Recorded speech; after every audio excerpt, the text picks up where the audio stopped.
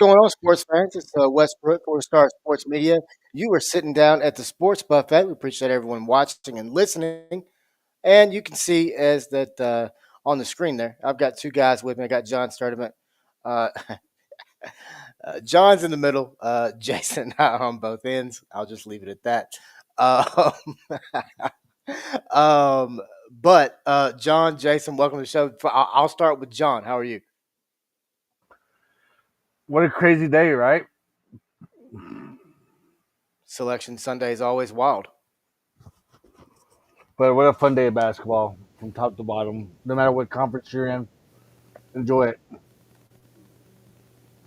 100%. Jason, how are you, my man? Cocked, locked, and ready to rock. All right, okay. All right. By the way, real quick. Well, you know what? Let's just get into it. All right. Hot topics. Let's just start at the top. Jason, give me a team that you feel, or a team or two that you feel was the biggest snub of the tournament. I would probably go with Boise State and Indiana. I know that there's a lot of nepotism that swirling around this whole Bubba Cunningham thing. He's AD for North Carolina. He is the selection committee chair. Now, he was outside the room whenever it was discussed with North Carolina, yet North Carolina still gets in. I think that there are two, maybe even three teams you can throw West Virginia in there that could have easily have been interchangeable with North Carolina, yet North Carolina gets the nod.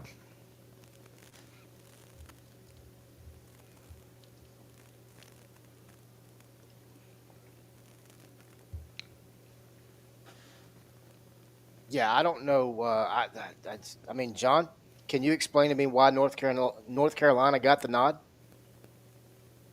Their fans travel. Is that good enough? No, serious. No, that is honestly. I mean, and you could also make the case for Indiana, but no, I really feel like that could play into it. Honestly, Yeah. Because when the Sweet 16 So, Elite John, Eight was. what's your?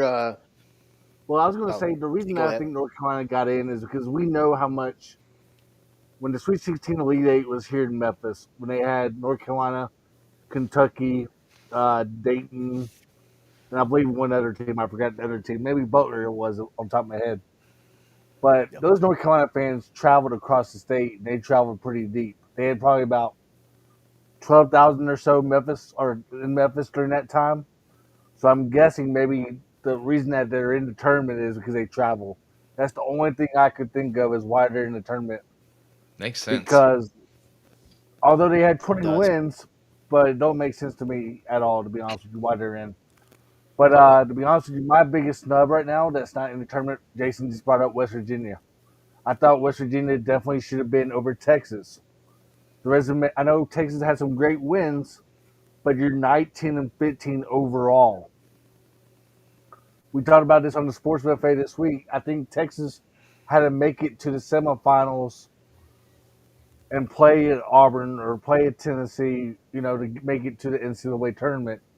Because to me, a 20-win team definitely deserved to be in the tournament other than North Carolina, for example. But I think the biggest snub right now that West Virginia did not get in. The resume spoke for itself.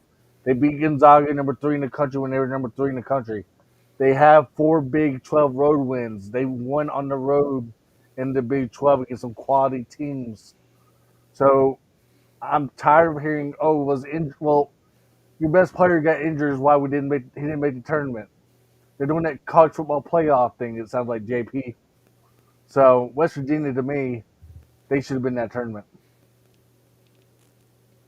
Speaking of West Virginia, they were 10-6 in Quad One games this year. Um, 10-13 record combined in Quad Two, which is good, right? The six Quad One wins were more than 13 at large teams selected, but it wasn't enough. John, Jason, what about the Anteaters? And I'm sure Jason probably knows where I'm going with this. John, you probably do too. What about the Anteaters of UC Irvine? 28-6 on the season, tied for the eighth most victories in D1 this year. and equals the most of any team to miss the tournament. I understand everybody's gonna be like, well, look at the conference, look at who they play. I got you. I got you. Number 62 in the rankings in the net, 1-1 in quad one. Likely doesn't outweigh three Yeah. quad three losses, right? But they did a hell of a lot of winning, guys. Um, but the Big West won't get two teams in the tournament. I mean, not that anyone really believed they would. And then, Jason, you brought them up. Boise State. Um, they had those, quad two, quad three. John and I talked about quads last week. Like you're back in geometry class or something. But Jason, when you look at the snubs, I mean, is this with North Carolina getting in? And I'm not saying that. I'm not saying they're a snub. I'm saying that was a surprise to many. Um, what's your thoughts on them putting North Carolina in? I mean, do you think that makes for better basketball? Obviously. I mean, you're just looking at eyes at that point. I mean, if you put the Anteaters in over them, I think that you have a monumental uproar from the Eastern Seaboard. But at the same time, I mean, they played UC San Diego really tough in that final. Man, I'm telling you, I've watched, and I know that I've said this before, and I say it playfully that I watch trash West Coast basketball at night, late nights in bed. But honestly, they've got some really great games. I mean, you look at what UC Irvine's done this year, and you really can't put that into words other than they were excelling. And I feel like they're almost like the Gonzaga of, or maybe like the St. Mary Gales from a couple years ago, coming in with the 22-23 wins and still not getting in, having to hit that 25-28 mark. I do believe that they have a pretty good style of basketball. But again, I think it also depends on the eyes. It really does, because at that time, I mean, you're going to have a lot of Carolina fans are going to travel versus UC Irvine, for instance. But at the same time, I really feel like, hey, why not them? This is true, man. I mean, why not them? All right. Speaking of why not them, give me a couple teams that, John, I'll start with you. Give me a couple teams that you think may be on notice this week, AKA on upset alert. But I like to say, hey, you've been put on notice. Get ready, because things could change for you. Well, let me ask you a quick question, real quick, regarding upsets, real quick, because Mhm. St. Mary's, is in the top 25 going into that Gonzaga game in that final. Do you think that's why St. Mary's is in that NCAA tournament? Because they're in the top 25 going into that final against Gonzaga? Is that why St. Mary's is in the tournament? Because that's usually a one bid Jason, go league. ahead. I'm sorry, I'm looking at something really quick. What was that, John? Okay, St. Mary's was top 25 going into that game against Gonzaga Yeah. in that championship game. Uh-huh. So is that why St. Mary's and Gonzaga are both in their conference in the two bid league compared to like a UAB and a Memphis per se? Because I thought, maybe they would just take a one bid league still out of that conference because Gonzaga won the tournament. But St. Mary's being top 25 all season long, pretty much up and down, do you think that's why they're in the tournament? I think you also have to add in that they were the regular season conference champions too. That's a big play, and both teams reached the final. So when you put that in together, UAB didn't have that type of resume. Very understandable. That's why I just wanted to double check with you to see how you 100%. feel about that. Jason, give me a team or two you think is on or should be on notice right now. One you're not gonna like. I think you know where I'm going with this. I'm going Go with ahead. Memphis as one. I think that Memphis is on upset alert. Reason being, Colorado State played in a pretty damn tough conference. I'll go over that in a little bit though.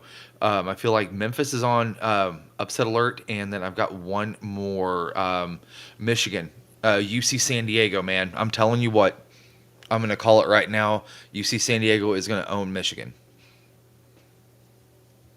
Very nice. Those are my two upsets. Interesting. All right, John. What I about you, have man? 3. Okay, Miller Uh, overachiever. Go ahead. yeah, the over and under. What we should said that. What's the over and under at, right? But right now I'm I don't doing. know. I haven't looked. Yeah. So right now, I agree with Jason. Maybe Memphis could be on upset alert because right now Colorado State has played in a good Mountain West conference this year. And I thought Mountain Yep. West was way better than the American this year, to be honest with you, from top to bottom. Plus, you don't know the certainty of Tyrese Hunter, the guard from Memphis. My second one, I'm gonna go with Iowa State. Better watch out for Liscombe.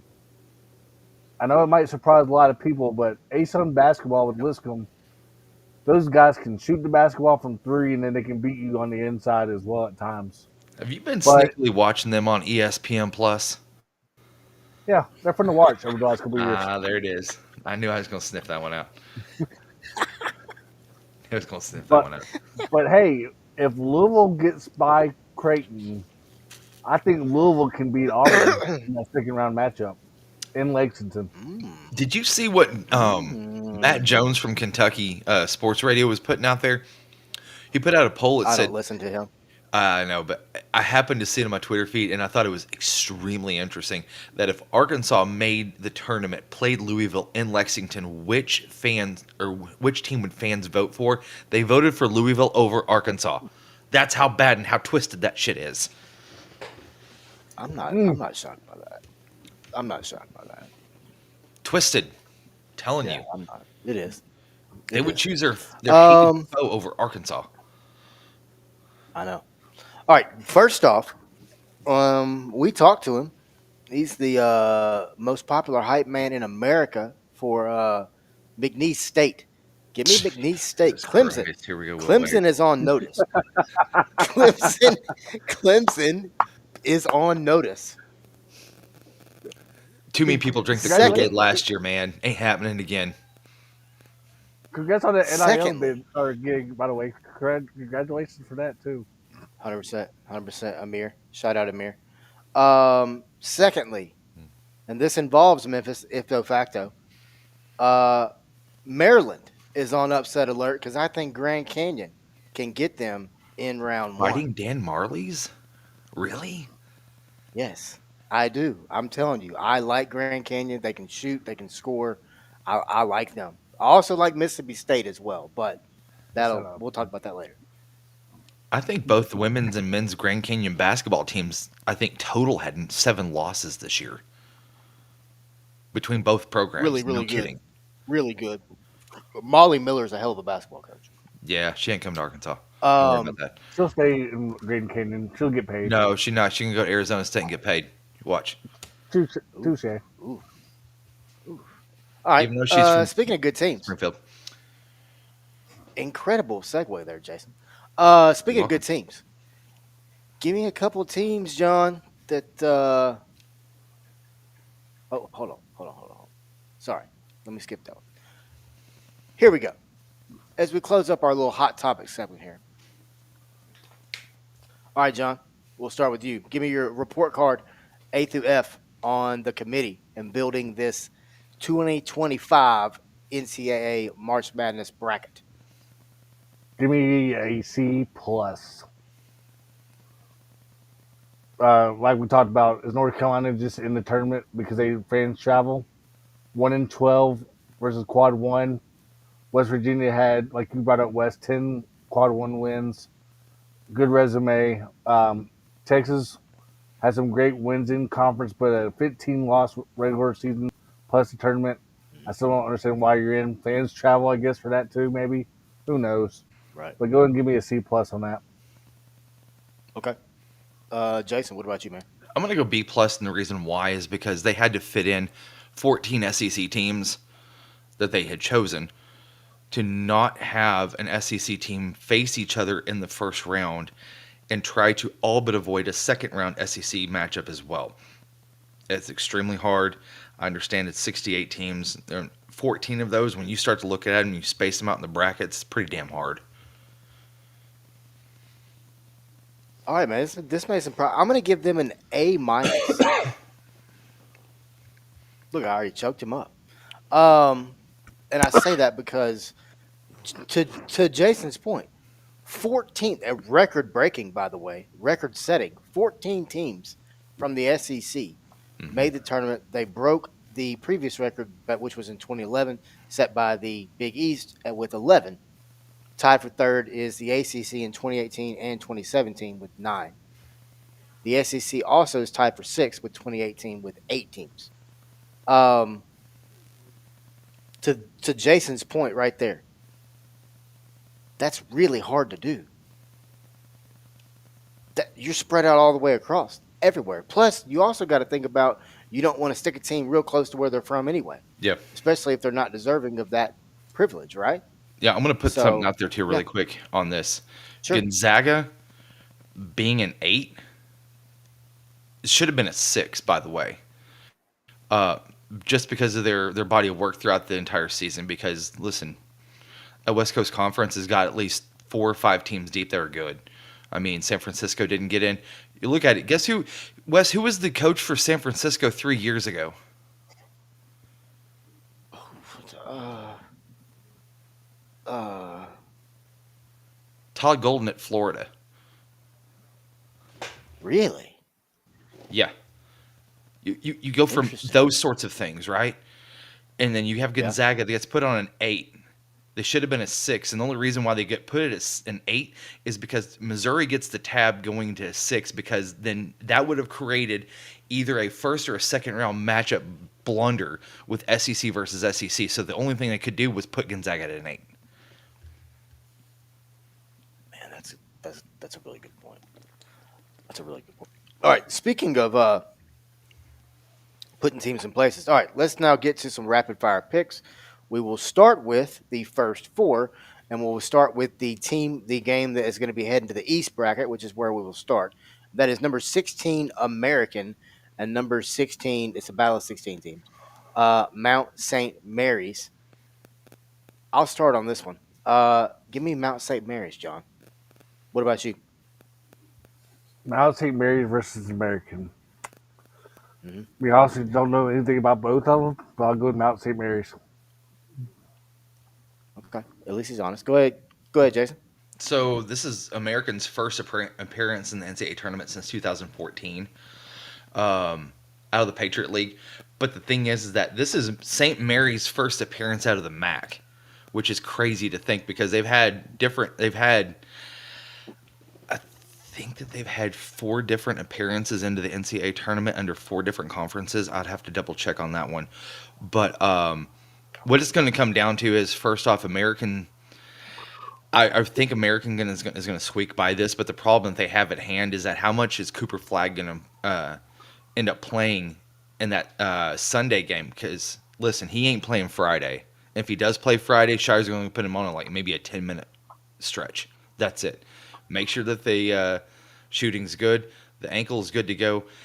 Get him out there, get him out, get him in, and get him out really quick, so that way that he can heal up a little bit more for Sunday. Because by the time Sunday rolls around, he will have played 10 minutes over an 8-day period. That's best case scenario for Duke. So I think that America does move on, but I think that they get drummed by Duke. 100%. 100%. All right, let's go ahead and do the other 16 game. That's Alabama State and St. Francis U. Give me the fighting. Pretty sure it's still Tony Matlock. Alabama State. Jason, what about you? So St. Francis was basically living on life support. There are 3 games in the tournament because they took the lead with 10 seconds left in all 3 of their wins. That got them into the field of 68. Their last appearance was back in 1991, but this is Alabama State's first appearance since 2010. I think that St. Francis has a knack for hanging in ball games late, and if that's the case, I give the Fighting St. Francis of PA the nod on that one to take on the overall number 1 Auburn Tigers. All righty. John, what about you? Give me the Hornets. I like how Matlock and then Amar Knox and another few guards are playing as of date right now, and they're also rebounding the basketball too, and keeping people out the glass. So go ahead and give me Alabama State. All right, now let's jump over to possibly the most controversial name of the day, and that is the Battle of 11 seed between San Diego State and North Carolina. Folks, if you didn't watch the North Carolina Duke game the other night, you go back and watch that game. Incredible basketball game. When I tell you that my heart broke for that young man who stepped in the lane, who was also elbowed in the ribs, but anyway, it broke for him. I felt horrible watching that. Nothing to see there, But right? Do what? Nothing to see there, though, right? Right. Yeah. No, sharp shot right here. Anyway, Jason, who you got in this game, man? I'm trying to pull that up here real quick. Trying to find it here within all of my. John, go first, man. Go ahead, Joe. North Carolina and Hooligan. Huh? It's San Diego State, bro. Come I'm on. kidding. I'm kidding. But give me San Diego State. JP and I have brought up the Mountain West. I think the Mountain West Conference right now just played a little bit better basketball this year. So we're going to give me San Diego State to squeak by North Carolina. Interesting. Give me North Carolina, actually, fellas. Um, give me the Tar Heels to get the win and move on. Jason, what about you? Yeah, I'm gonna tell you. I mean, I know that UNC got the deserved ridicule and all that crap with the other 3 teams that probably should have been in there. But when it comes down to playing in Dayton, it's going to be a big stage. Dayton does a great job hosting these first 4 games, but I think UNC takes over just because of the fact that they are so used to having the spotlight that, I mean, Van Allen Lubin can take over a game if he needs to. And, I mean, that at this point, I really feel like that North Carolina probably ends up moving on just for the fact that they played so well towards the end of the season. I mean, I just don't see how you can not pick UNC at this point. And that will set up a next round, and I call it next round matchup with Ole Miss, which I think is super intriguing with Chris Beard.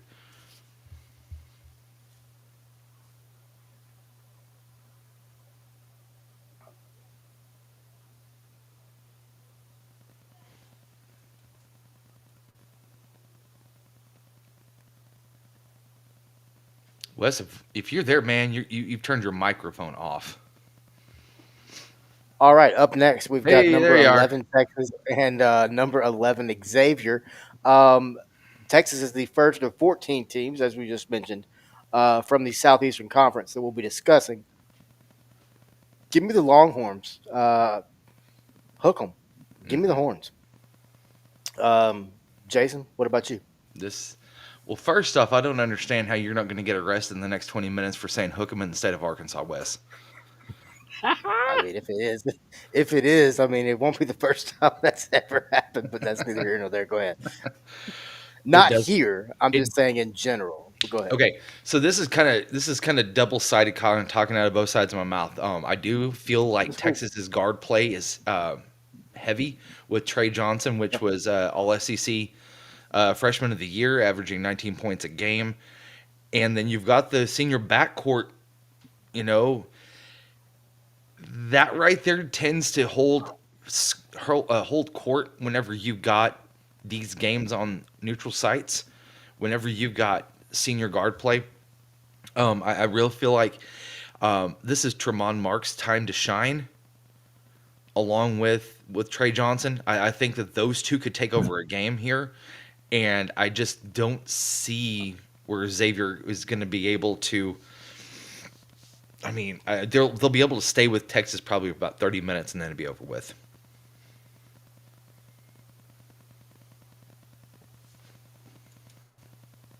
Yeah, I'm starting to agree with both of Really? y'all. 30 minutes and Yeah. then wow.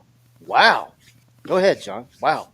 Yeah, I think the question is which guard matchup is going to be the matchup, because is going to be a Texas team that's been scoring some like 70-point range lately. And also, what I'm starting to wonder is I know Rodney Terry, the Texas basketball coach, his job's been on the line this season as well. So it makes you wonder if Texas does lose this game, could he very well still be on a hot seat and maybe do lose his job because I know they had great wins, but he's been on the hot seat all season long, right? So would he save his job from it if he wins this ball game? So that's one reason I think Texas might prevail too. Okay. I don't know if his All right, job's so on the line, we're gonna. honestly. Not this year. That's what Maybe I was next about to year. ask you. I think so. Okay. All right, so we'll start with the South region, which is the number one Auburn Tigers. Now, I assume we all have Auburn winning the first round game, right? Yeah, this is no Purdue. Okay. Okay. There are no All right, up UMBCs next. this year. There are no UMBCs. Agree. Agree. All right, up next we got number 8 Louisville, number 9 Creighton. Just real quick here, give me the cards, John. What about you? Give me the Ville because I think it's a home game. Okay, Jason. Well, Hmm? I don't know. I mean, let's look at it for just a second. The Cardinals reached the ACC final tournament championship game, lost to Duke, and they have heavy guard play. But you go against Creighton, which is got defensive player of the year in the Big East, Ryan Cockburner.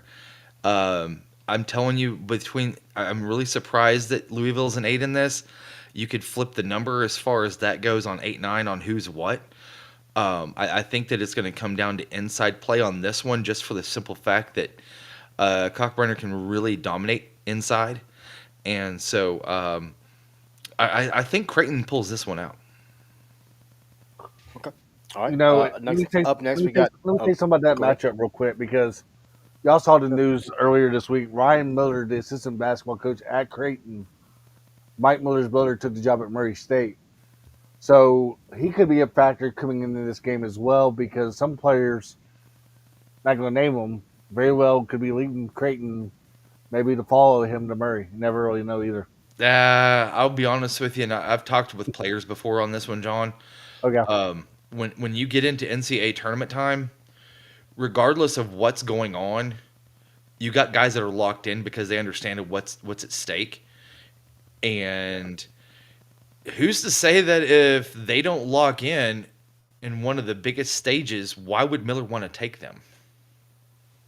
We've seen crazier things happen the last 2 years regarding it, though. That's true. Money talks. Yeah, this is true. All right. Up next, this is a little. If you're a this is a game Jason has flashing lights around. Number Yep. 5 Michigan, number 12 UC San Diego. Jason, I'll go ahead and start with you. Yeah, I think this is going to be the first 5 seed to fall. I know that they won the Big Ten tourney. They ran the table. I get that. But at the same time, they're going to be going up against. Now, I'm going to try to pronounce this correctly. But all Big West first team player from UCSD is Anawana. Hold on, sir. Anawanawa Tate Jones. He leads the team in points, rebounds, and assists. The team also, Wes, is 5th in point differential in Division I, only behind Duke, Gonzaga, Florida, and Houston. So not only are they winning, they're winning big. All right, Jason's got some very valid little target points there. Told you on I'd bring UC that. San Diego. Give me Michigan, John. Give me Michigan. Trust me. There's part of me that does not want to pick Michigan here. They could have very easily lost today, by the way. Yeah, they could have. Let's- I mean, let's not- 59-53. let's That was a not- classic let's not Wisco game there. Yes, it was. Let's not forget that could have very well been a different story. John, who you got? Give me Dusty May in Michigan. I like how Dusty May did pretty well this year in Michigan. I know some of the players were Jawan Howard's players, but just phenomenal job for Dusty May in his first year at Michigan. Okay. All right. Up next, Texas A&M and Yale. Give me the Aggies. John, what about you? Give me Yale. I don't Okay. know. I don't know. I don't know why, but I think. I mean, He Yale said, like. I don't know why. Hey, if Jason can pick an upset, I'm doing it right now also. So Are you drinking? no, I just think the Ivy League basketball can slow Texas A&M down a little bit. Texas A&M shoots way too many threes at times, and that concerns me going into March. This isn't the Princeton bet cut offense, dog. I I'm gonna don't be honest care. with you. Give me the Ivy League Yale. You're gonna have. Look at John. I don't Look at care. John. I'm trying I it. love it. That's it. I don't care. I am not going to try to begrudge you from your upset picks one bit. I will I question said, your I don't. sanity though. Um, A&M Oh, just come off of a 2 overtime loss to bitter rival Texas, and the first people out of the gate they're going to face is Yale. Now, don't get me wrong, Yale's smart. They got a bunch of smart dudes on there, but I don't think they got the horses to run with A&M. Buzz Williams right. is he's gonna put something up there for him. He's gonna make a statement. This is gonna be a statement game for him. Over and under All right. for how Up many next in the threes South. A&M will shoot. What's that?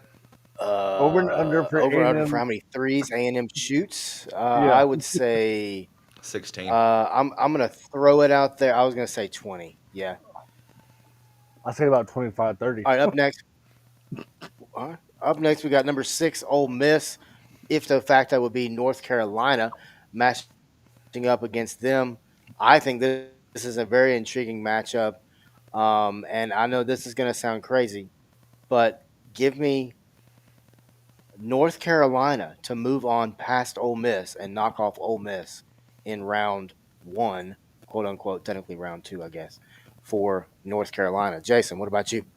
I've got Ole Miss on this one. I hate to say it, but Chris Beard is going to have his guys ready.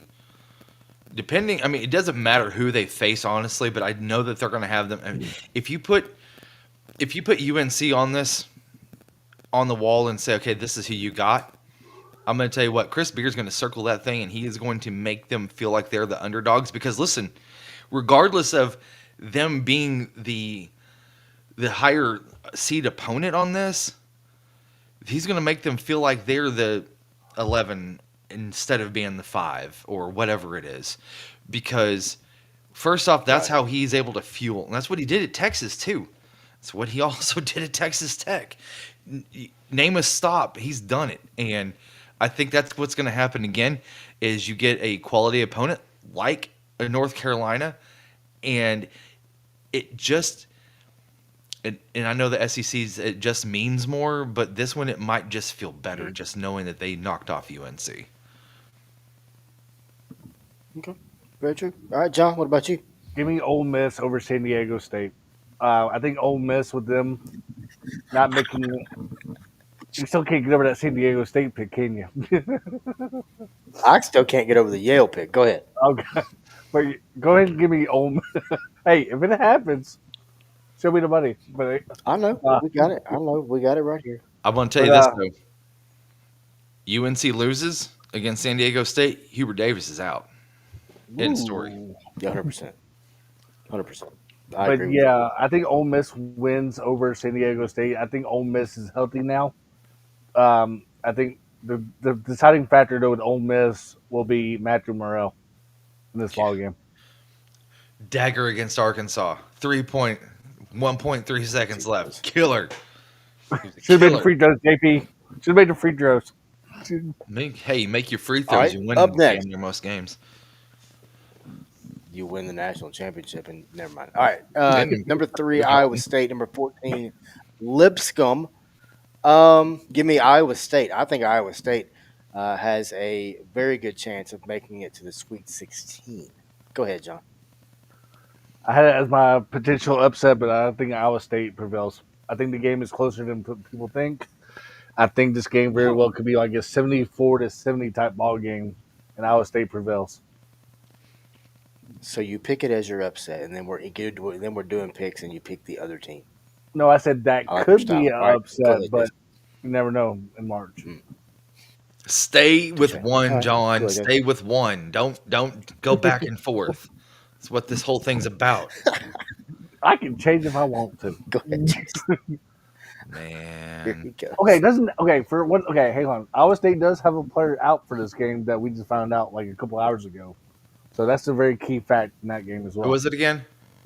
Oh man, don't put me on a spot like this. But yeah, I think it was somebody that was key though.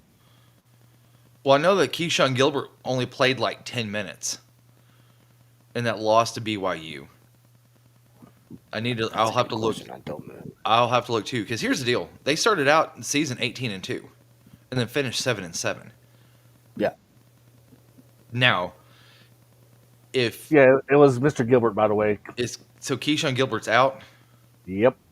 Is it a groin? It says possibly missed the NCAA tournament due to a groin injury. Yes, sir. Okay. Well, I still think that they've got the guns to be able to take Still. Lipscomb first round, but then after that, may be a big question mark. So,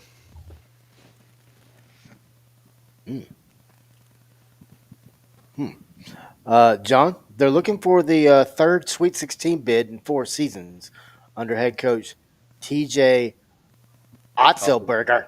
there you go, The Otzelberger. Cyclones have made their name called on Selection Sunday in 11 of the previous 13 occurrences. Do the Cyclones continue to spin, John? With the possible matchup versus who again? Would This be is your time to versus, shine to in my sneak with opinion, your North upset. Carolina. Yeah.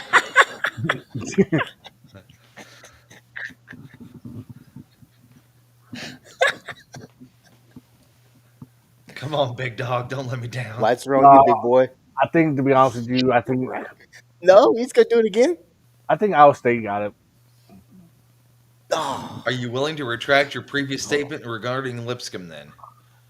I just think, hey, if anybody can pull a shocker, Lipscomb probably can do it because they shoot the ball pretty well. But I just think right now, I just think Iowa State is just they're That would be traveling. my sound producer in the back, Max. Jason stuff in the hey, back. John. DoorDash. Yeah, no, the head coach of Lipscomb's at the door. He wants to know why you don't either let him in or leave him outside. But he's getting cold, so you need to let him in if you're going to pick him. So no on Lipscomb there, John. No chance. Okay, all right. Number 7, Marquette. Number 10, New Mexico. Here we go, boys. Give me number 10, New Mexico, to knock off Marquette. Jason, what about you? So New Mexico's got quality losses. I know that sounds crazy, but they lost twice to Boise, once to St. John's, and San Diego State. Now they did lose to New Mexico State. And that's a rival, but those are the quality losses they've had this year. And Shaka Smart and the Eagles, I mean, they started 18-3, and now they're 5-7 to finish this. I mean, they limped into the postseason, and I'm gonna have to go with you on this one. I'm gonna have to go with the Lobos. Wow. All right, John. Give me Marquette and Cam Jones. I'm not saying mark it down, but you might mark it down. Give me Marquette Go and ahead, Cam John. Jones. I like how Cam Jones plays basketball. So go and give me Marquette. All right. I like how he plays basketball. Okay. All right. Up next, we got number 2, Michigan State. Number 15, Bryant. I am taking Michigan State. Everyone who also says Michigan State, say aye. Phil Martelli Jr. gets a big dose of Tom Izzo. Yeah. All right. Up next, we got number 1, Florida SEC champion. Florida, by the way. And number 16, Norfolk State. Once again, aye. Yeah, I mean, it's a 27.5 point line right now, dude. Yeah, that's a complete smacking. All right, UConn with the best coach in America, and UConn against number 9 Oklahoma. You know what? Give me the Sooners. I like this Sooners team. I like the way they play with a certain kind of chip on their shoulder. There's a little grit to them. Give me the Sooners to knock off UConn. Jason, what about you? I want to go back to Florida for just 2 seconds. Sure. Uh, Florida is going to bully ball Norfolk State. Norfolk State's got two guys that are 6'10" or taller, and Florida has 6 on the roster, which, by the way, they have the tallest person in college basketball on their team right now, which is 7'9". So I don't know if he'll get to play or not. I know he's a raw project, but we'll have to see. I do. Florida will roll. So here's the thing: Porter Moser has a chance to take down two-time defending champs. 12 of their 13 losses came in conference play. They had wins against Arizona, Louisville, and Michigan in the non-con. I mean, Alex Caravan's going to have to be superhuman for the Huskies to move on. I still think that OU rolls. Wow. Okay. All right, John. What about you?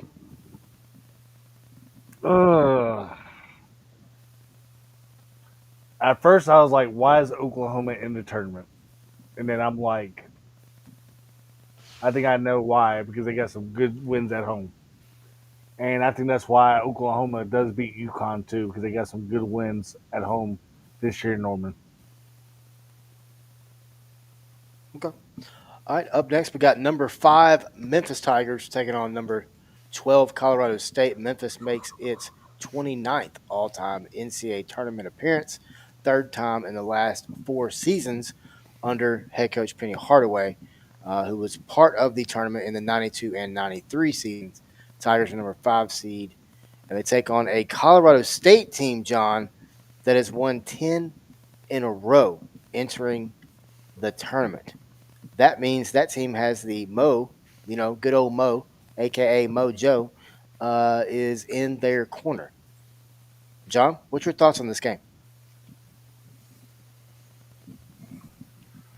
It all depends on which guard play shows up for Memphis. Is it the Haggerty that scored 10 points in the last minute and a half? Is it also depending on Hunter's availability? But also a key player in this game, I think, is going to be Dan Danger and then Musa Cisse and Nick Jourdain. We talked about this. If Nick Jourdain and Cisse can get 6 to 10 points and maybe like 6 to 7 rebounds, I think Memphis prevails. Like JP has brought up, Colorado State is a decent, great ball team in the Mountain West. And I think their guard play is pretty well too. So the game is really a toss up, but I'm not picking one right now. I'll let these guys, JP, pick one first. Okay, like I said, Okay. the Mountain Go West, ahead, Jason. they got 4 teams in, right? And Rams had a 16-4 Attaboy. record. Oh, they were only behind the Lobos, which I've also picked to win. I think it also depends on what Tiger team shows up. I know they're hot at the start. They kind of cooled down in the middle. They started to heat up back towards the end of the season. What it's going to come down to is how well can Cisse run on offense on fast breaks, because I was watching that final today. When he's active, that team is different whenever they're on fast breaks. Now, if he's not and he's lagging behind, they got some problems. And I think that could possibly be the difference in this game, regardless of what Haggerty does. I feel like it's going to be the fast break points that Colorado is going to try to press, because this team presses you and presses you and presses you on offense. So that's why I've got Colorado State as my upset pick against Memphis. All right. Man, I think with the Tigers, you've got some injuries right now. Penny said today in the press call that, you know, he was happy, that Memphis got the 5 seed. He thought that Memphis was respected, and he felt like they had earned that 5 seed. He literally told me yesterday in the press call, we were talking about the conference. Said it's a tough league. Said, quote, it reminds him of the Big Ten or back in the day, physical. You got to bring your hard hat, quote unquote. I think Memphis prevails, but I don't think it's by a lot. I think it's a close game. I think that's just kind of how this team's almost kind of been wired to play. I think they like playing close games. I think they enjoy it. I really do. I mean, yeah, they beat. It's that's what it seems like. I mean, shit. Every conference game has been close, and then it's the conference, and everybody's like, "Oh, it's Conference USA 2.0. It's killing the state of Memphis basketball." Anyway, um, give me Memphis to move on, but I think it's close, man. I Did think you it's close. did you say that Memphis had some mojo going on? No, I said Colorado State has mojo going on. They've won Okay. 10 straight games entering the tournament. As far as a draw is concerned, I don't think like it's the most beautiful for Memphis. But then again, if you look at it on a big picture scale, I mean, you get past Colorado State, somehow Grand Canyon does pull the upset on Maryland, and then Memphis could very well work their way into a Sweet 16 run quite quote unquote easily. Well, then Memphis is going to need some Joe to get the mo back then. 100%, man. They Let me they need to. I mean, I'm not saying call Jody, but I'm saying get the Joe. JP, you saw the Memphis game Go the ahead, last John. couple of games. So I want to ask your opinion on this. I've already asked Wes this year. But what's your thoughts on Cisse and Danger playing together on defense and offense?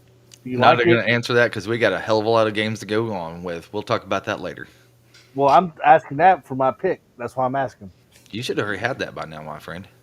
Well, I'm asking that because it very well could come down to that because I'm the going to pick team for that Jonathan then. He's going to pick Memphis. Moving The on. big men play for sure. cool. Are you picking John? Memphis?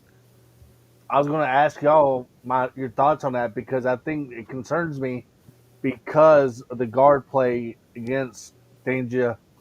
The Cisse together guard play concerns me because there's a mismatch on defense lately. Then it That sounds like you're talking yourself into Colorado I'll State then. I'll say this: if we get the Danger we got today, that was bringing the big man out, driving the ball literally down the court and getting all the way to the rim. I think if we get that Danger plus the Jourdain that is doing things outside of the box score, I think Memphis is really dangerous in this tournament. Give me Memphis by 2.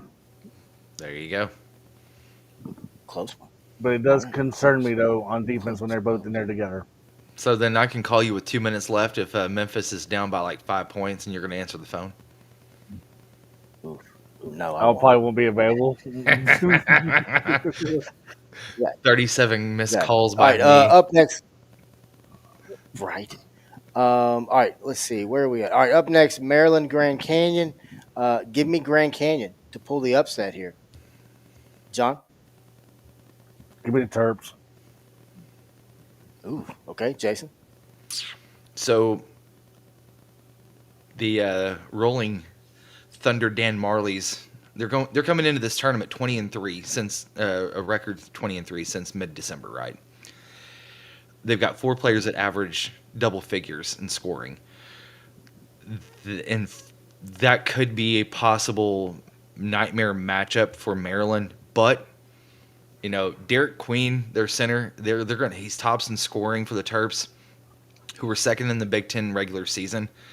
So they're no slouch. I really feel like if it's heavy guard play and Grand Canyon is in it by maybe 5 points with less than 2 minutes left, I could really say that Grand Canyon might have a chance for an upset. I just don't think Maryland's going to let it get to that, and I think Maryland rolls. Okay. All right. Up next, we got number 6, Missouri, number 11, Drake. Give me Missouri. By the way, Missouri is a team to watch in this NCAA tournament. John, what about you? Another upset. Drake. Ooh, okay. Ooh, okay, Drake. Oh, all right, Jason. So, Drake finished the season 18-1. They're the regular season and conference champs from the MVC. They got an incredible player, Bennett Stritz. Leads the team in scoring, rebounds, and assists. But here's the deal. You've also got a Missouri team that was 0 for last year in conference play, won 10 games this season. Dennis Gates was SEC Coach of the Year. from that turnaround. I think that Mark Mitchell, the transfer from Duke, he's actually from Kansas City, so he kind of came back home. Him and also Caleb Grill, which is deadly. He shoots 41% from 3-point range. Man, If that guy's hot. It's nasty. dude, he is. So if Drake cannot run him off or Mitchell off the 3-point line, or if they cannot contain Mitchell on his drive, it's going to be lights out for Drake. Now, again, if Missouri kind of shows up as the Missouri that we've seen kind of towards the end of the season, I think Drake might have a real good shot. But again, you're going to have to prove me wrong before I'm going to start picking against the SEC. Okay. Up next, we got number 3, Texas Tech, who was selected to the field for 68 for the 6th time in 7 tournaments, including both seasons, under head coach Grant McSaslin. The Red Raiders will take on number 14 UNC Wilmington, who comes in 27-7. By the way, Texas Tech is 24-9. They take them on Thursday in Wichita, Kansas. Give me the Red Raiders. Jason, what about you? Same here. Their guard play is filthy in the backcourt. That's what's going to probably drive Texas Tech probably to a Sweet 16. So, because if they end up playing Missouri, it's going to be lights out for them. I really feel like that Texas's play throughout this entire Big 12 season, I'm telling you what, the Big 12 was really good before you added those 4 teams in. Now they're even better, and Texas Tech did great this year. I've watched them quite a few times. I watched that last game again with them in Houston, which got real chippy and scrappy at the end. This Texas Tech backcourt, man, is gonna own it. I don't see Wilmington really putting up too much of a fight here. John, who you got? Better upset. No, I'm just kidding. Give me Texas Tech. Oh, You're gonna say it's an upset pick against your upset, dude. I was going to say, daggum, it's 2 upsets back to back. Hell yeah. All right. Be sure and put a bracket in. But by the way, speaking of brackets, we here at 4-Star Sports Media do have a bracket challenge, by the way. Download the March Madness app. When you do, head over to our social medias or just reach out to me. I'll get you all the information. I'll get you the 411, as we used to say it's good. All right, up next, number 7, Kansas. Number 10, Arkansas. I almost said something that really would have got me arrested here in the state, boy. I almost said Kansas. something. Oh, man. Oh, I didn't say it. You said it. The other I didn't say that. Kansas. Who said that? All right. Number 7, Kansas. Number 10, Arkansas. Bill Self, John Calipari. Ooh, man, I can start. Ooh, I can give you a lot of history here, folks. You know what, John?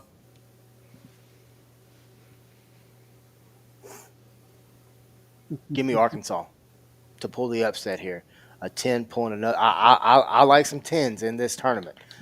Give me Arkansas to pull the upset here over Kansas. John, who you got? John's Okay. going Jayhawks, I bet. The key factor in this game is going to be Billy Richmond and DJ Wagner, and Ooh, that's the key factor in that game, because if it's going to be Billy Richmond, the guy that's been defending the ball pretty well lately, or is it going to be DJ Wagner, who's scored like 10 to 12 points lately.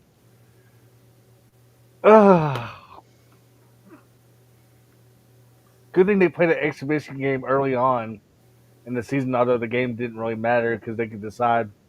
those matchup. games count, John. In the mind, they count. In the mind, they do count.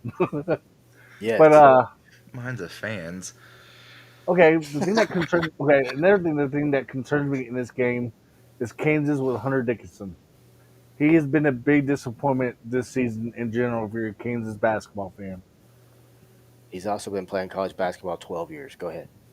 Yes, he is a Brady White in college basketball. But God, he's been around for. He's gonna have gray hair.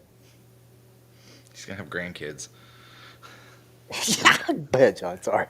no, you're fine. No, like, do I really have to choose this game? Gosh, give me Yes. Kansas. Who's I don't know why, but I Okay, like Bill all right. Self Ooh, in this matchup. Okay. All right. Jason, what All about right. you? I got quite a bit on this one. I'm going to try to surmise it and wrap. I'm going to kind of like shrink it a little bit. Okay, so first off, with your claim with Hunter Dickinson, I kind of get it, but here's the problem. Arkansas scores 52% of their points inside the 3-point line. Hunter Dickinson plays 30 minutes a game. Arkansas is going to have to use that 10 minutes to get a lead that Kansas cannot take away. That's going to be basically it's going to be 5 minutes in each half, unless you get him in foul trouble. That's the only thing that I really feel like could be the difference in this game. The other part, maybe a little bit of Boogie Flan because it depends on how Cal uses him. Because Billy Richmond's been that backup point guard for Arkansas and has played exceptionally well. Like you said, he's been playing defense real well. He's got springs for legs. He's been able to hop out of the building on a few really kind of momentum plays. Where you put Boogie Flan back in now, do you put him at off guard? At off guard, and let DJ and Billy be first and second de facto point guards, kind of take a little bit of pressure off of them, because the worst thing that could happen is that Boogie be out there and re-tear that ligament again, and that's what you don't want to have happen. So I think it's going to come down to the backcourt, which Bill Self talked about at the exhibition game, that Arkansas's backcourt is not like typical backcourts that you're going to see in most of the Big 12 play. Maybe Houston and maybe Arizona and Texas Tech. Those three tops. But with that being said, I really feel like Arkansas could move on because they've been playing really well. Because listen, Cal teams in January and into December have been monumentally awful over the last 10 to 15 years. People expected big things from them. You get the young guys in there. It takes a little while for them to get acclimated. Towards the end of February, first part of March, and all of a sudden they start rolling. And I am not talking about those NCAA tournament losses that they had in the first round. Going into it, they had a lot of momentum. This game, they have a lot of momentum going into it. I understand that they got beat on a last-second three by Ole Miss. I get that. They were in it for the majority of the game. Arkansas had got owned by Ole Miss previously. So it shows a little bit of maturation, a little bit of increase in guard play. I think better guard play. You got to cut down the turnovers, first off and foremost. At the first time in quite a while, Hog fans can finally put their trust in a Cal offense, because they understand that whenever it gets to this point in the season, you're looking at X's and O's, and Arkansas has scored on almost 80% of their inbound plays off of a timeout. They're deadly when that happens. So, with that being said, I think that Arkansas ends up pulling this out just like they did 2 years ago whenever they knocked the defending national champion Kansas Jayhawks off to go to the Sweet 16. I think that happens, and it sets up a really interesting matchup with St. John's possibly in that second round.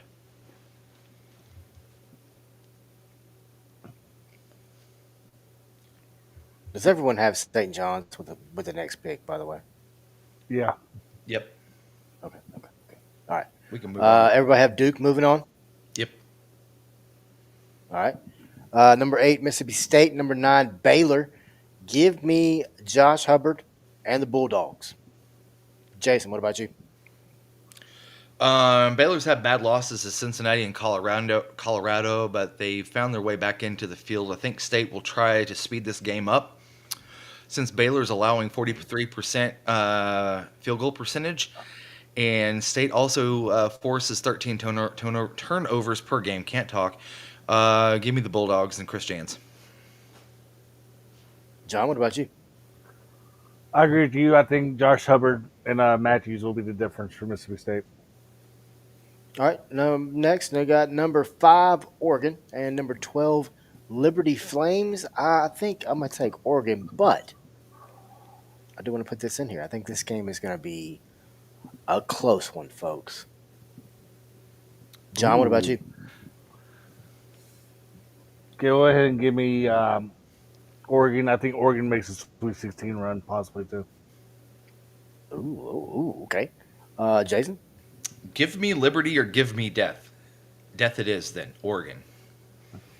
Oh, I was all about to say, right. I'm thinking for like UT for a second. I really thought he was about to take liberty there. Up next, number 4, Arizona. Number 13, Akron. The Zippers are back. Give me Arizona to get the win here. Jason, what about you? Dude, Arizona has averaged 73 possessions per game. I mean, they play at breakneck speed. I mean, that was an interesting Houston win that happened yesterday at the Big 12 championship.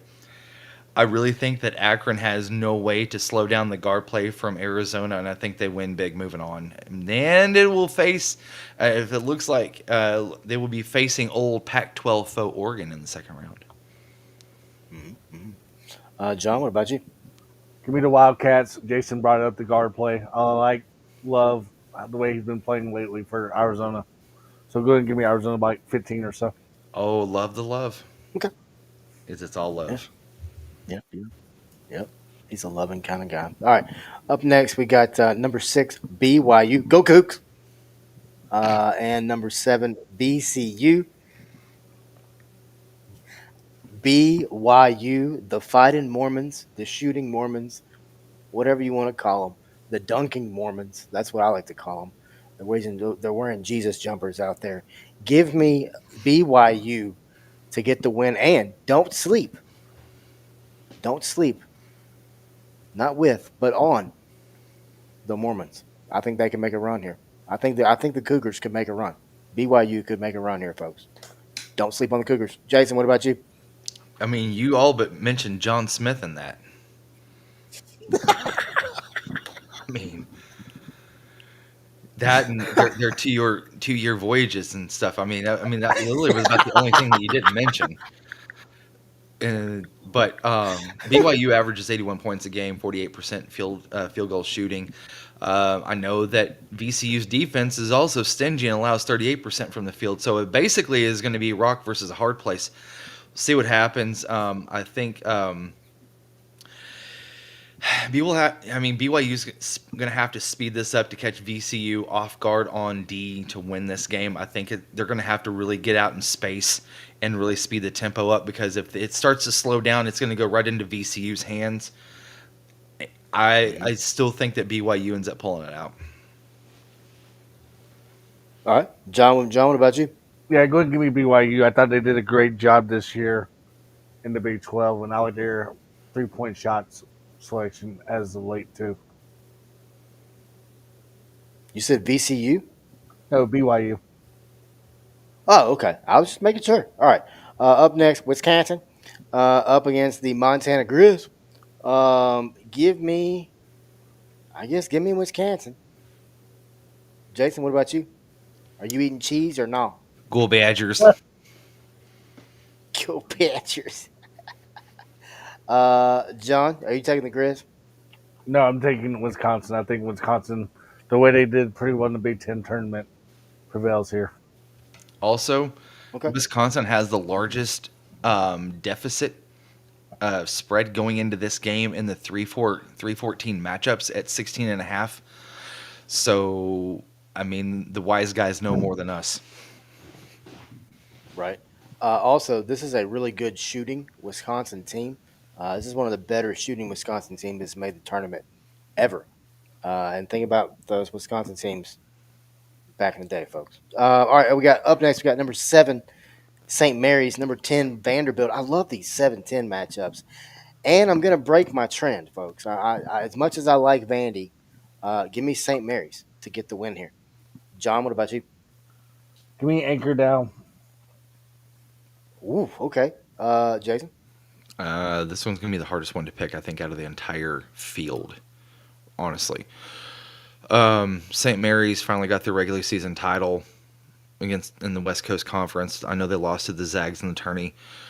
Vandy's perplexing, though. Here's the deal, and this is the reason why it's so damn hard, because they have 3 top 25 wins in a row at the end of the season. But then they lost they had 3 head scratching losses. I mean, the loss to Arkansas at home, I understand, and I have no idea why in the hell somebody would want to have a game start at 9 o'clock at night like they did. I feel like it was, Kidding. yeah, it was crazy. Um, Vandy really kind of turned it in towards the end of the season. Now they have been solid up until that. So I, like I said, this is one's going to be really hard. I really feel like Vandy, they're going to show up, but I think the Gales are going to be too much. Give me St. Mary's.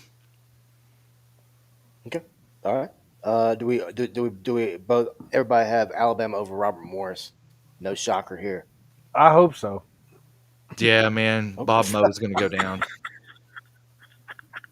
Bob Moe is going down. Damn, And I gotta remember the timestamp on that one because I gotta clip that. I gotta clip that. I hope so. I like that. All right. Up next, we've got Houston and SIU Edwardsville. Houston, Cougs. Everybody I take think it Cougs. could be. Okay. I think it could be over. yeah, you move on with that one. Yeah, exactly. All right, number 8. This is an intriguing matchup here. Number 8 Gonzaga, number 9 Georgia. These 8-9s get me a lot, but give me number 9 Georgia to get the win over Gonzaga and move on. John, what about you? Give me Mark Few and Gonzaga. Although Okay. I think Georgia is definitely going to be a surprise team in the SEC next year because Coach White has done a great job at Georgia after leaving Florida. I'm Joseph? going to pick Gonzaga in the Fighting Caliph battles. Arkansas guard that played here last year transferred to Gonzaga in the offseason. Yeah. Yeah. I do believe, and I understand that Former I Temple said that. out. What's that? He was a former Temple out. Yep. Transferred from Temple to Arkansas to Gonzaga. I mean, Wow, I forgot about him. God forbid they ever have like the Sunday night football where they tell you, "Hey, this is my school I come from." I mean, some of these dudes are going to have to list Right. off 7. Exactly. It's like, golly. That's a great point. It's a great point. Georgia did finish the season 4-1. They had some pretty good wins. I know that they've been pretty salty at home this year. I know that I said that give me the SEC until you prove me otherwise. This might be the otherwise. Gonzaga's guard play, and I mean they play in the West Coast Conference, which is pretty stinking tough, regardless of what anybody says. I'll give me Right. the Zags. Okay. All right. Up next, we got number 5 Clemson and number 12 McNeese. As I said earlier, give me McNeese. Jason, what about you? Stop drinking the Kool-Aid, dude. Stop I'm a drinking I'm the a I'm Kool-Aid. a I'm a Wade fan, man. I've always been a fan of that guy. Yeah, hey, he's a smart coach. Okay. Makes strong ass offers, you know. Yeah, he does. He makes. There you go. Strong There you ass go. offers here. Clemson's backcourt. I don't know, man. They're gonna Chase Hunter's gonna be too much for McNeese. I just don't think that they're gonna have the weapons to run. I mean, it give me Clemson. They're strong at all 3 levels, Yeah, mid, they are. 3, and down under. I mean, they're gonna do not bust out laughing when I say this, but they're gonna try to pound it inside with their size. All right. All right. John. Yeah, go ahead and give me Clemson, like we talked about last week. Anybody could win the ACC this year in the top 4 with Clemson, Louisville, Duke, and anybody could beat anybody on a given day in the ACC this year. So go ahead and give me Clemson to prevail, maybe a closer game, maybe like a 6 to 8 point game, but it could go down to the wire. Okay. Up next, we got number 4 Purdue against number 13 High Point. Give me High Point to pull the upset here, folks. Jason, Hey, what Tubby about you? Smith's not there no more now, West. Don't forget about that. I know. Let John go. Let John All right. go. Go ahead, John. Go ahead. I do think High Point could compete in this game, but I think Purdue is going to probably beat them by like 10 to 15 points with 7 minutes to go in the game. They're going to pour it on under that 8-minute timeout and finish it off. Go ahead and give me Purdue. Okay. So High Point was today, making the selection show, getting their names put I on like the that. TV, Yeah. and Purdue is going to give them a Boilermaker and then run it all over them. So there you go.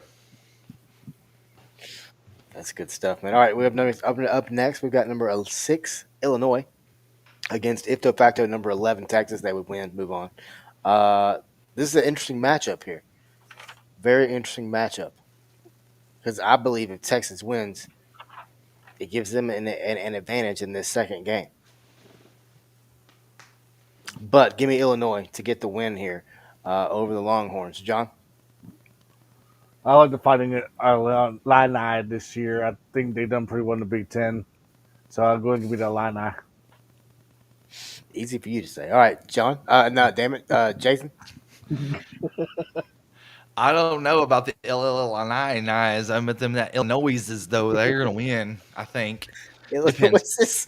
Illinois? I love that. Illinois is Who so. says Here's the that? deal. I know that Brad Underwood kind of limped through the middle of the season only with 7 scholarship players, and they finished the season 7-5. I mean, either team will have to worry about guarding the 3-point line because this team will jack it up. I mean, look what happened with Illinois and Arkansas and Kansas City during Thanksgiving. I think Illinois ended up shooting like 33s. And they ended up connecting on almost damn near half of them, if not more. And they do heat up. It could be a long day, but here's the deal: Texas has got, like I said, reigning freshman of the year, Trey Johnson. He's averaging 19 points a game. If Illinois can run Trey Johnson off the 3, and if they can make, I mean, listen, one of the Visic's plays for Illinois, Zvonimir's brother. Yep. I don't know how much of a factor he's going to be. I don't know exactly what Illinois will be able to do as far as defensive wise, because their MO is putting pressure on you with their 3s on the offensive side. So if Illinois does get hot, it could be a real long day for Texas. All right. All right. You have who, John? Illinois? Yeah, I had Illinois. Yep. Okay. All right. Number 3, Kentucky. Number 4, Troy. Give me Kentucky, man. John, what about you? Why do I have a gut feeling this game could be close? I guess Because you had crystals today. Or Taco no, I Bell. did not have no crystal. I had Chipotle, so get it Okay. right. Crystal burgers are Okay, running all right right. through you. Oh, Man. Hell yeah. don't remind Wes about the story I'm about to tell. No, okay. But Coach Pope done a great job at Kentucky this year, first of all and first and foremost. But Troy, winners of the Sun Belt this year, a 4-way tie in the Sun Belt, I might add, in the regular season with Arkansas State and a few others. But go ahead and give me Kentucky. I think this game could be close because I think Troy can make it close. Yeah, Troy 23-10 on the season. Like I said, one of 4, like John said, one of 4 teams to be named the co-champions. 13-5 mark inside conference play. I mean, all that being said, Jason, I don't think it's gonna. Congratulations, you made the tournament. I don't know, man. So I know that they edged Arkansas State out for the win. I get that. Right. But I don't know Great about the Fighting Phil Jordans here. I don't know about them, man. This is the first NCAA tournament that Kentucky's made post Calipari era. So now all the Wildcat fans are saying, "Oh, well, we didn't need Cal anyway. We got Pope, and he can still take us to the tournament." Yeah, I really feel like they could probably make a little bit of a run here, but past second round, I just don't see happening. But I will say though that Kentucky is going to win, and Crystal Burgers, John, are the only burgers that I have had that will give me the whiskey shits. Moving on. Whiskey shits. Speaking of Troy, this is their 3rd NCAA tournament in program history, first since 2017, and their first ever appearance was in 2003. All right, 2 games left, boys. All right, number 7, UCLA. Number 10, Utah State. Give me the Bruins. Jason, what about you? Dude, Mick Cronin's got his work cut out for him on this one. Utah State's got 2 wins versus San Diego State, He does. Montana, St. Mary's, which are all in the tournament. Utah State, I'm telling you, man, could spell some trouble for the Bruins. I mean, so they're 13-7 in their first season in the Big Ten. 5 of the top 6 scorers are guards and freshmen. So UCLA does have a freshman in Ade Amara. He's a 7'3" guy that for some reason mid-season, man, that light just flipped on for him. And if he's able to be dominant inside, it could be a long day for Utah State. But UCLA is going to go as far as Amara goes. I still think that Utah State wins in the end. Ooh.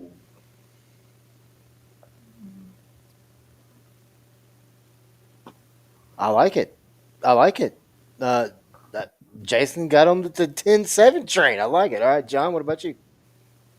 I think UCLA is used to traveling far east now for the Big Ten schedule. So that's one reason I think UCLA prevails. I think they're used to being traveling out east this year with the Big Ten schedule, and Utah State's not. So I'll go ahead and give me UCLA because of the travel this year that they were used to.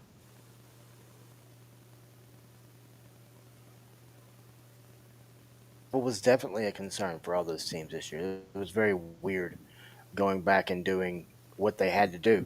All right, last one. I mean, Tennessee. Everybody's going to take Tennessee. I mean, come on. I think Tennessee's a dangerous team to watch this entire tournament. Listen, man, Smokey whoops all them Terriers to hell. End of story. Give me the Tennessee Vols. Yeah. All right. Before we get out of here, I'm going to watch one more that game question. because the guy for Wofford shoots the ball underhanded. Oh, it's free The throws? Grandy ball. Yeah. Yeah. Yeah, you know, did you hear the story on that one? No. Yeah, I just totally forgot it, but go ahead. Sucker couldn't hit this broadside of a barn. And so they were like, well, maybe we should just try underhand. I mean, go back to the 1960s. And they're like, okay. So, sure enough, they had him try it, and he started actually getting a little proficient at it, and they had him try it in a game. It worked, and so they haven't went back since. Yeah. Yep. I'm All talking right, like Joe Padlinato from Bad Boys 2 Bad. Tossing the ball Nice. over the backboard type shit. that a boy. All right. 2 questions left, and then we'll We have a wrap this comment, bad by boy the up. way, fellas. Yeah, I see it. All right. So first off, favorite Cinderella team, as our comment has popped up here. Is that like all time or? Yeah, I mean, I'm assuming it's all time. By the way, thank you for watching on YouTube. By the way, Jason, I'll start with you. I don't know. It's a really hard toss up between. Oh, hold on. She said this year. Oh, Ooh, okay. Favorite Cinderella team this year. Okay. Changes a little bit here. hold on. About to say of all time, I was going to say Butler when Brad Stevens was the head coach. I was going to say between Yes. Butler and George Mason, honestly, yeah. I was gonna say George Mason. Florida Gulf Coast was fun that one year. They made that run. If y'all remember Middle Tennessee State back in the day, they made a run that was fun Cameron to Davis, watch. baby. Last year's UNC State. I was just getting ready to say, yeah. This year, And all time. God, and all time. Jeez, okay. All time, I'll give you 2, and I'm not trying to take the.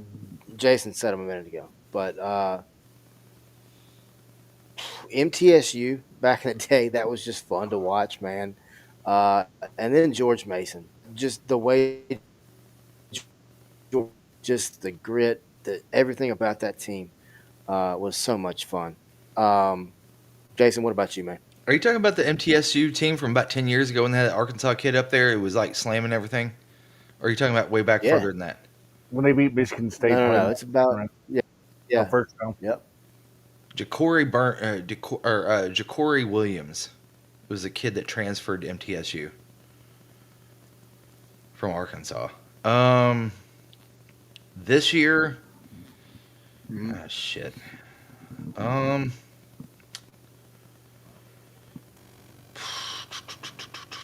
Cinderella, which I would say personally would qualify as a Cinderella, would be a double-digit seed. Can you all agree on that one? Yes, Yeah. yes.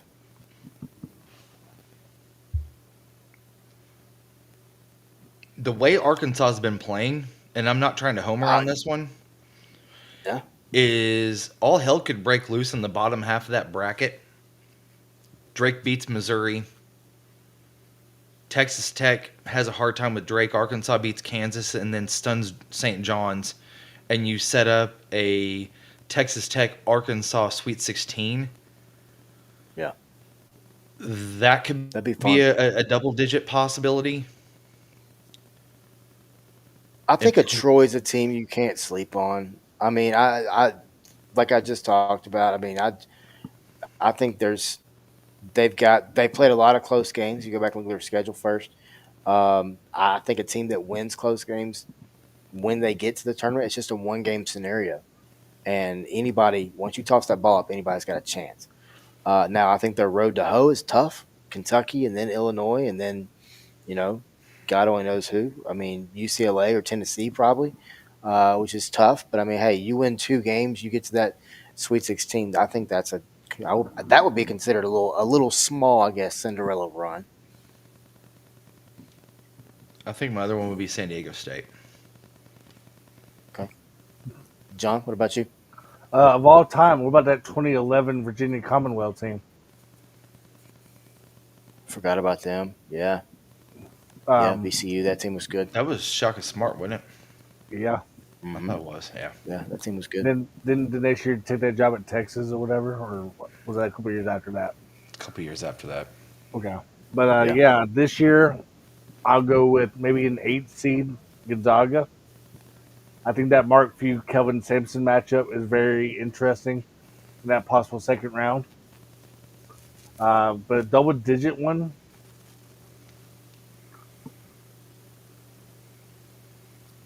I kind of agree with y'all a little bit. If Arkansas can get by Kansas, I I think was just gonna Arkansas. say. I just if Arkansas can beat Kansas and get past that matchup, I think they can very well be an interesting matchup against Rick Pitino and St. John's in that second round. But other than the obvious choice, Arkansas, I'm going to go with. I mean, we talked about this all show long. The Mountain West does concern me if you're a Memphis fan still with Colorado State. Yeah, The guard you're play right. in general with Colorado State is just fun to watch. 10 straight wins. 10 straight wins. Just that's concerning, man. That's a team that's hot at the right time. All right, last question of the show before we wrap this thing up. Give me your biggest hot take of the NCAA tournament. What do you think is going to be the hottest take of the entire tournament? John, I'll start with you. My hottest take is how many players maybe enter the portal when they get eliminated from a certain team. Because doesn't the spring transfer portal open up soon? I'm not sure.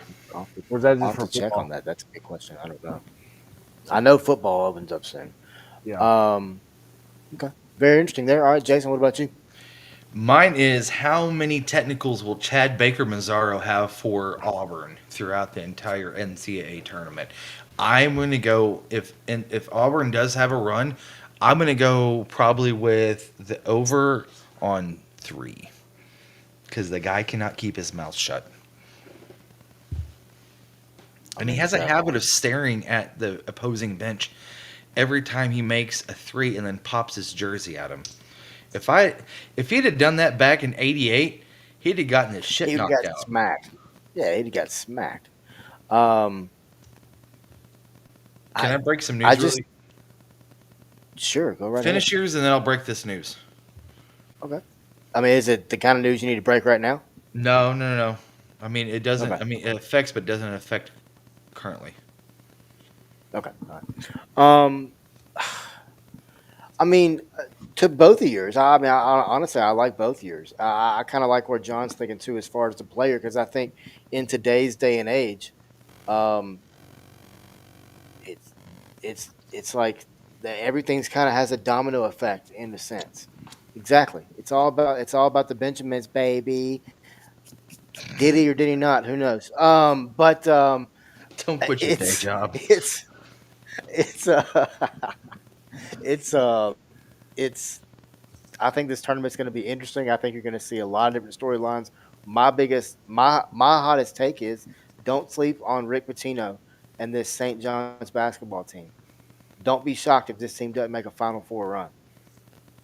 I know that may not be the hottest take in the world, but don't be shocked. And they would have a tough road to hoe. But don't be shocked if this Rick Pitino team does not make a run. And I There's got one. something about Rick Pitino and how he motivates his players. And I got one more. We've seen this happen already this season regarding Hall of Fame coaches. Could we very well see a Tom Izzo possibly step down after this March? Hadn't thought about that. Hadn't thought about that.